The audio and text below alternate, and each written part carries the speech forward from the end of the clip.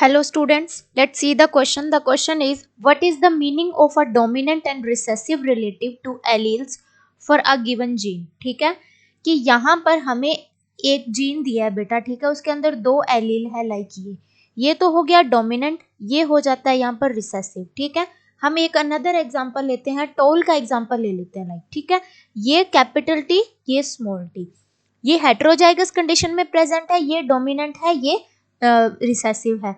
तो अगर heterozygous condition में ये है बेटा, तो हम इसे क्या बोलेंगे कि ये एक टॉल प्लांट ही है। ठीक है, तो ऑप्शंस पढ़ते हैं। ये इसने यही बोला है कि ये जो इसके अंदर प्रेजेंट होते हैं डोमिनेंट रिसेसिव, इनका मतलब मीनिंग क्या होता है। ठीक है, तो ऑप्शंस देखते हैं। फर्स्ट ऑप्शन दे रहा है the dominant allele represent a better trait than the recessive allele.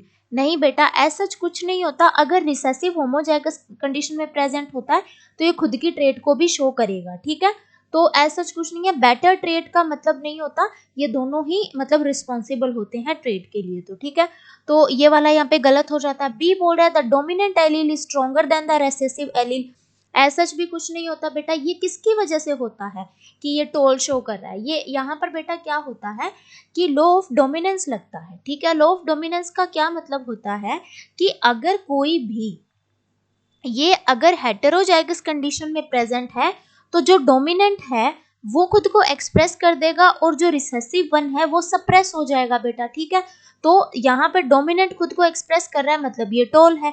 ठीक है, तो ये भी यहाँ पर गलत हो जाता है। सी बोल रहा है the dominant allele determines the phenotype of the organism. Phenotype का क्या मतलब है बेटा? Outer appearance. अब जैसे कि नॉर्मली एक ये प्लांट है और एक ये प्लांट है, ठीक है, इसकी आउटर अपीयरेंस को देख के सब बता सकते हैं कि ये टॉल है और ये ड्वार्फ प्लांट है। ठीक है, तो ये डोमिनेंट एलील क्या कर रहा है यहाँ पर बेटा कि ये इसके फिनोटाइप को एक्सप्रेस कर रहा है कि ये टॉल है। तो यहाँ पर ये सही हो जाता है। इसका मीनिंग, सही मीनिंग इसका यही है यहाँ पर। ठीक है, डी बोल रहा है the dominant allele is not expressed when the recessive allele is present.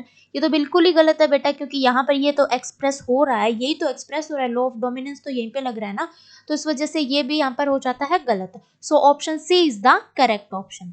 Thank you बच्चों and all the very best.